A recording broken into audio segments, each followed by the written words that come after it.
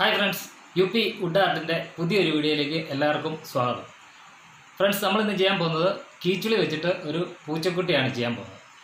നിങ്ങൾക്ക് ഈ ചാനൽ ഇഷ്ടപ്പെടുകയാണെങ്കിൽ ലൈക്ക് ചെയ്യുക, കമൻറ്റ് ചെയ്യുക, സബ്സ്ക്രൈബ് ചെയ്യുക. ഓക്കെ ഫ്രണ്ട്സ്, നമുക്ക് വീഡിയോയിലേക്ക് പോകാം.